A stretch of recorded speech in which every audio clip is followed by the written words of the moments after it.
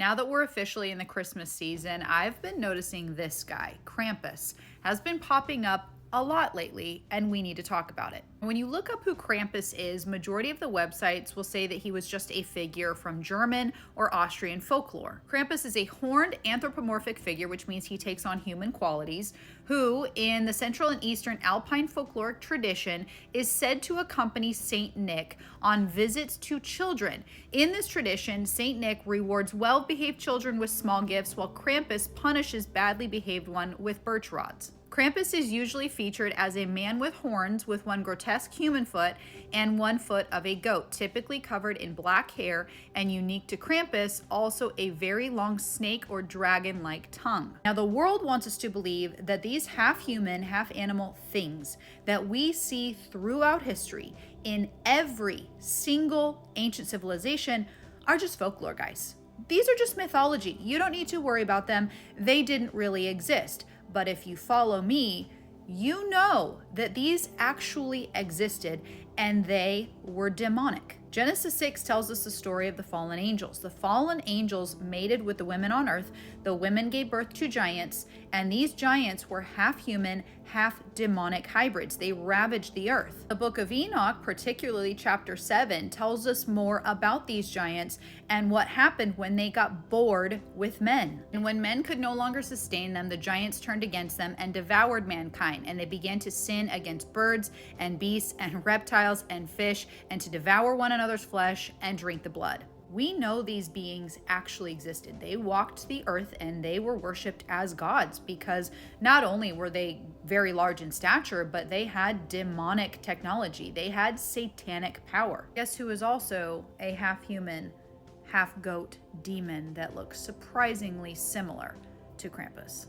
They want this stuff normalized. They want this demonic celebration infiltrating our society. They want the general public to attend these events or go see these movies thinking that it's just folklore or it's just mythology, so it's no big deal, when in reality, you are opening the doors to demons. The most wonderful time of the year, with the kids jingle bells. Merry Christmas! Looks like Martha Stewart threw up in here. This is delicious, honey. It's a little dry. Well, mine's delicious. Mine's dry. Do you want to trade? It's Christmas. It's Christmas. It's Christmas. with those holiday greetings in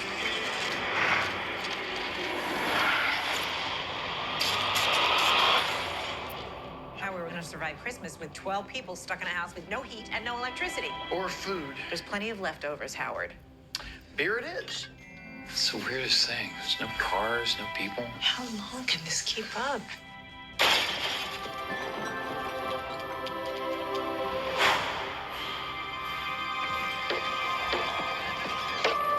We heard something on the roof.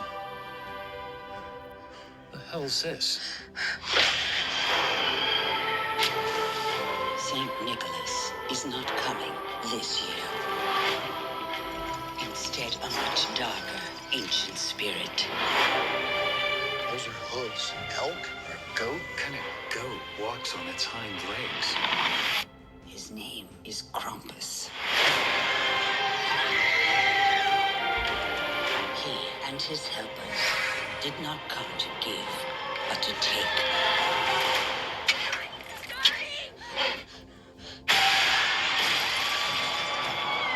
Everybody, hold on to each other.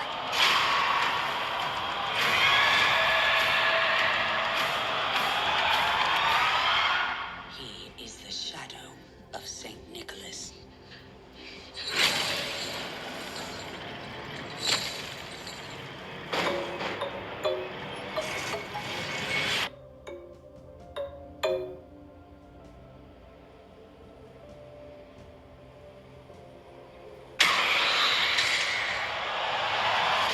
They put it in cartoons to make it seem funny so that it doesn't seem like a big deal. He's also in the new movie that came out last month, Red One, with The Rock. Even though the whole entire movie was a flop, they still praised this character and said that he was absolutely amazing. Gee, I wonder why. It is no coincidence that these parades and these movies are now popping up everywhere with this demonic character in them. Satan is the copycat of God. He wants to be God. He wants to be worshipped as God.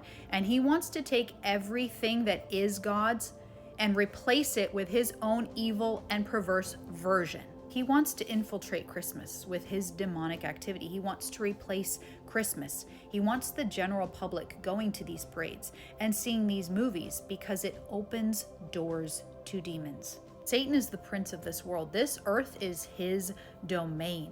He is the master of lies and deceit, and guess what? He hates us.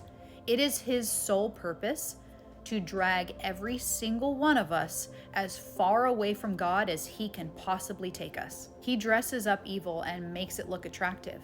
He puts a joke on it and puts it in a movie, so we think it's okay to go sit and watch. Put on all of God's armor so that you will be able to stand firm against all strategies of the devil, for we are not fighting against flesh and blood enemies, but against evil rulers and authorities of the unseen world, against mighty powers in this dark world, and against evil spirits in the heavenly places. Satan and his demons literally wait around for you to open the door.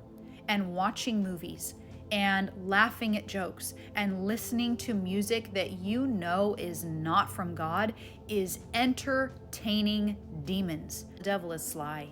He is cunning, he is smooth, and he is smart. And he rules this world. He has infiltrated everything. He's in our government, our healthcare system, our education system, and he has for sure infiltrated our entertainment. Putting characters like this in a movie may not be a big deal for most people, but for spirit-filled Christians who lead with discernment, we know that watching and entertaining stuff like this is demonic, and that is how Satan infiltrates your life.